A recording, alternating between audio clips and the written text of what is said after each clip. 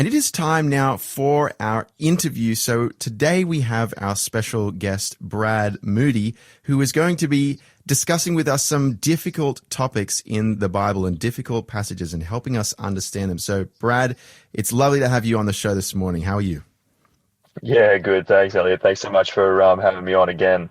So today we are tackling one of those really difficult passages that has been posed as an excuse for throwing out the Bible as a book of fables, because surely it is irreconcilable with the apparently loving and merciful God when we come across texts like this. In Numbers 31 and verse 17 to 18, it says, "Now therefore kill every male among the little ones, and kill every woman that have known a man by lying with him.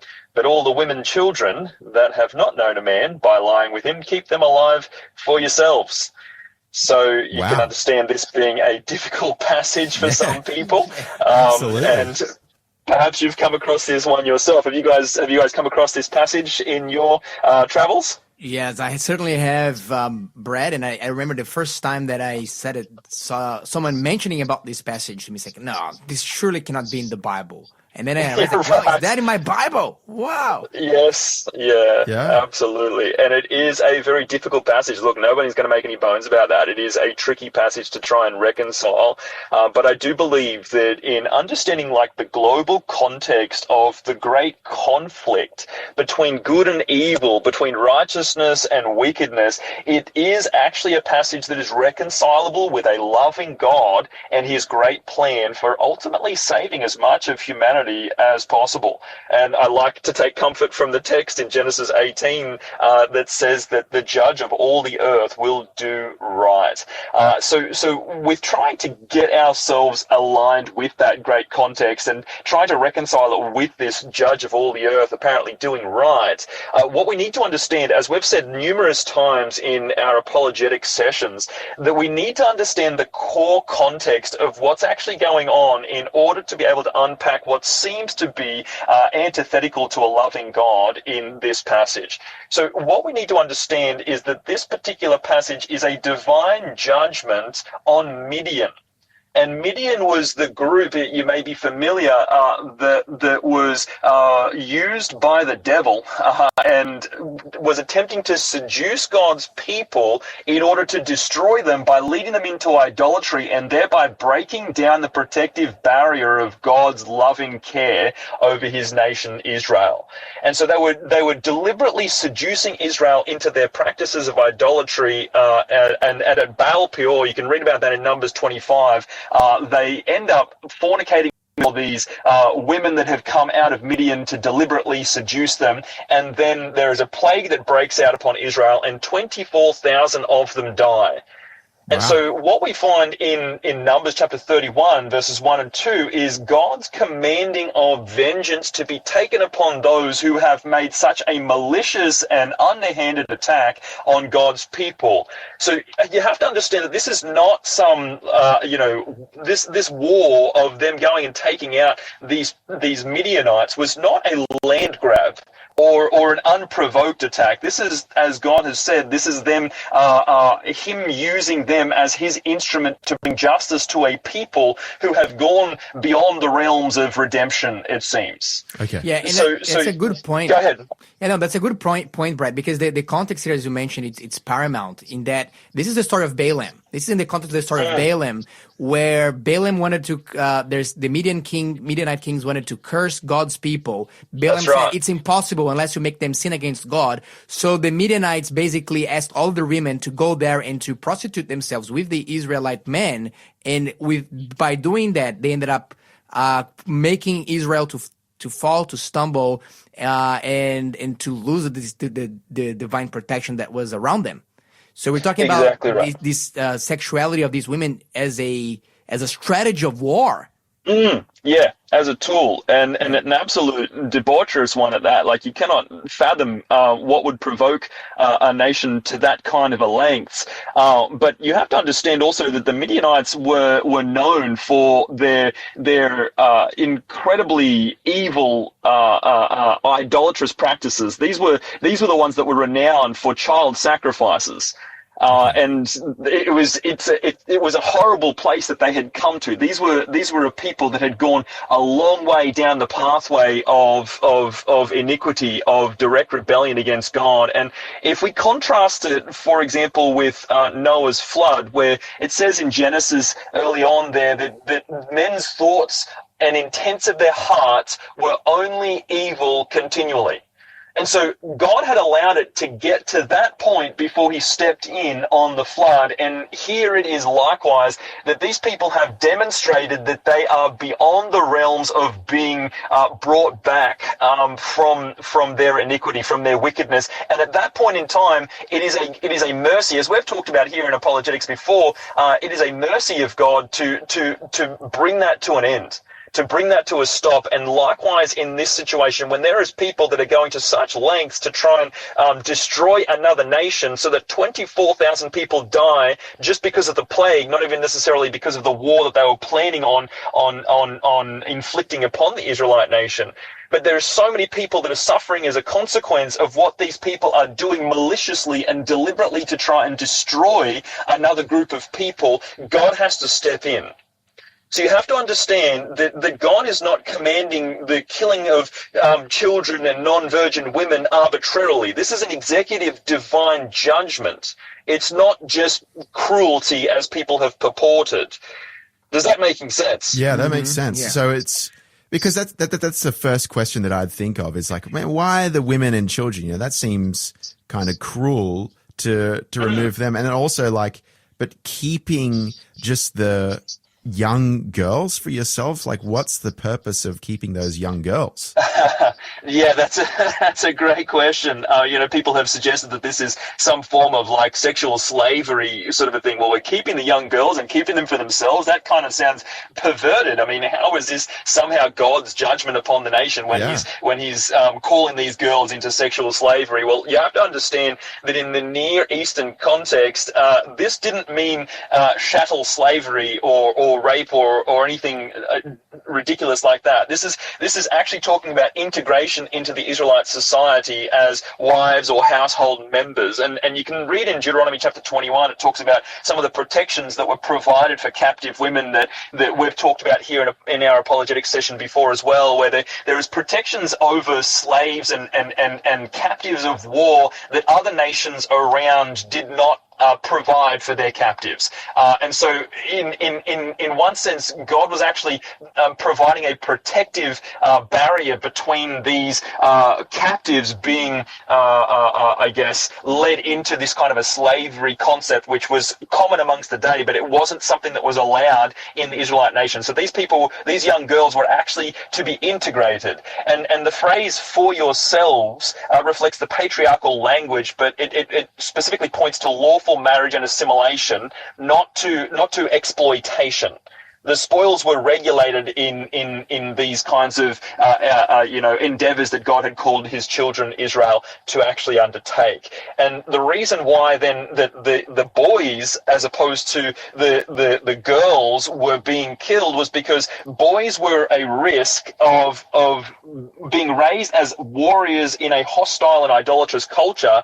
They posed a risk of future revenge, because it was very much a revenge-based culture. Tribe versus tribe, and when one would attack another, then that one would rise up and attack back when they were capable, and then likewise it would continue this cycle of revenge, and boys, as being raised in that culture, were at risk of then coming back and attempting to throw judgment and revenge upon the Israelite nation who had taken out their family. But the girls were not capable of that kind of a revenge, and so they had the capacity then to be integrated into the society, the Israelite society. And so you can see here God's actually attempting to save as many as he can. And this is one of the things that you need to understand that I was going to raise a little bit earlier as well, is if you contrast this situation with the Amorites in Numbers 5, where the Israelite people are going past the Amorites, and God specifically says to them,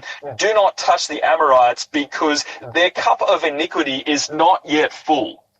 And so we have to take it in context that God's not going to come too hard and too fast against these nations that are rebelling against him unnecessarily or too early in the game. He gives them time and space to develop their character, but when it gets to a point where it's like, okay, this is beyond reconcilable, this is beyond redeemable, we need to step in and do something, and that's what ends up happening. And this is what we're seeing taking place here, as you see the Midianites being destroyed, unfortunately. Yeah, interesting, because it seems to me like, as opposed to it being just a act of anger and violence against the Midianites, it's almost saying, like, as if I give the analogy of like a doctor, as if you have like a limb that needs to be amputated. Yeah, precisely. You're trying to do all that you can to salvage as much of the limb, but it does actually indeed have to be amputated. And it's interesting what you said, how the women were less likely to, rise up again and create a problem with the Israelites again. So that way they could actually be salvaged and integrated into the Israelite society. I really like that point. And keeping just one point on that you just raised there, I appreciate that you mentioned that, and don't lose your thought, but just regarding the women that were then killed, because you see the situation actually transpires where the soldiers actually bring back the women from the Midianite encampment, and they bring them back, and Moses is like angry. He says, no, kill them. And you're like, what? Hang on, no, the women they're not warmongers, you know what I mean? Let's spare the women, but no, Moses says kill them, because these were the primary ones. You can see, I believe it's verse 16, it actually says that these are the ones that were the seductresses. These were the ones that were actually causing the plague to fall upon Israel in the first place. So they were like the most dangerous of all the foes of the Midianites' encampment. So it needed to be dealt with. Sorry, go ahead again. Yeah, no, that's actually a really interesting point. So the women that were already, had been lied with other men or whatever, they actually themselves were also a problem. That's fascinating. I also kind of wonder, because some people may have the idea, like, was it actually just Moses acting out of anger, or was it actually like the judgment of God? Because in verse 15 we say that Moses says to them, go and kill. But what do we know about it? Is it God's is it Moses acting out of his own rage, or did he take it too far? That's actually a good question. Yeah, I mean, because he is actually acting. It sounds as though Moses is acting out of anger, and we've seen Moses act out in anger in other places, and God pronounces judgment upon him for having done so. In this case, it doesn't seem like God's angry about Moses being angry, and so it reminds me of Ephesians 4 that says, "Be angry and sin not." In this context, it seems as though Moses is acting on account of God's principles, and he's not angry in defense of his own desires and own interests as he was when he struck the rock when he was told not to. And so in this context, what we're seeing is Moses acting in anger. It's more of an indignation. It's acting on account of what God has said. God had told them to go and destroy everyone in the Midianite encampment except for the young girls that could be salvaged, as you said. And so in this sense, what we're seeing is Moses is actually acting in anger against the people, as he did when he came down from the mountain when they had set up the golden calf. And he's in anger there. He throws down the tablets of stone. He's not rebuked on that one, because in that sense, he's not acting in self-defense. He's acting in defense of the cause of God. And in likewise, this sense here, he's acting righteously in indignation against the soldiers' failure to obey. And you can see this down the line as well when Samuel comes to King Saul, who has salvaged all the good of the people and was planning on using those as the sacrifices, and Samuel's angry at him and saying, what are you doing? You were told to destroy this, because this was a divine judgment, like what we're reading about here in this passage as well. You cannot, you need to understand that God is particular, and that there needs to be particularity in his government, in his kingdom, so that there is no compromise with evil. There can be no compromise with evil. And this is one of the things that the passage really speaks volumes to us today, and that is that God will not, God cannot compromise with evil, because it undermines the fabric and the foundation of his kingdom in heaven.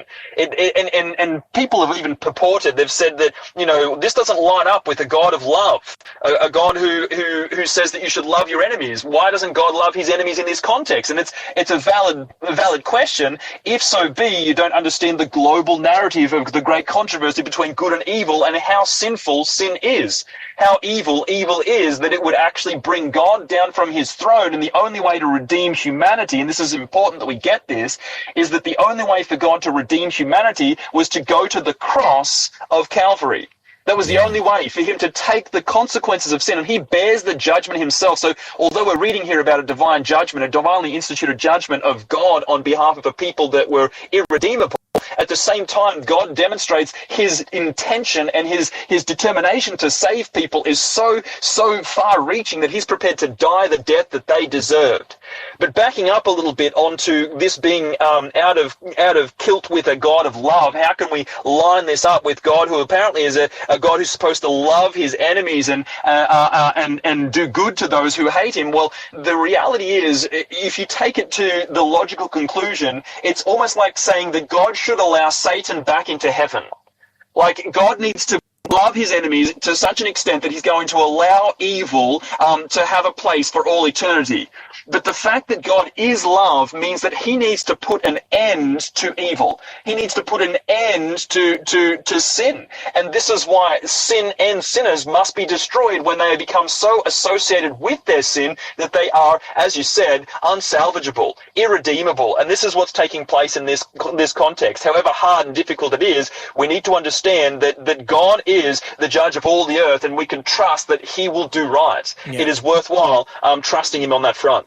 You know, this is very, very illuminating, Brad, that you're sharing, because, again, I think the context is paramount here. This story is quite of a one-of-a-kind story. We don't see these commands to any other story in the Bible similar to that one. This is very specific. And when you look at the story of the war that they waged against the Midianites, when I'm reading it, it appears to me that, there's a few things here. One of them that we should highlight as well is that there's a lot of hyperbolic language that was used around wars, both by the Israelites and non-Israelites. When it's like, we killed every single male. We killed every one of these tribes. And then the next chapter, they're trading with them, for example. So this is very common in ancient language as well. We see this in archaeological monuments, like, in stelas, for example, of the kings of Egypt. They were celebrating that they killed every single Israelite on earth, all the males, all the females, all the babies. There's no one left. Well, we know that cannot be true. So there's one element of exaggeration in war language that I think needs to be taken into account. The other thing is that it looks like in the way that they fought this war, it was not common for them to be just going and taking everybody captive. It was not part of the Israeli code of war, the Israelite code of war at all. It made me think about, because they captured the women, all the women and the little boys as well, makes me wonder, did the Midianites play so dirty that they were actually sending the children to fight on the war?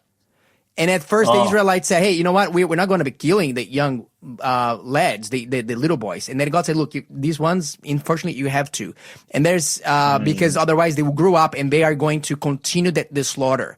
And with the adult females, the very ones that were seducing the Israelites in the camp, they cannot stay alive because they're going to be doing this again. So salvage what you can. Right. Let's see if we can salvage a generation of girls.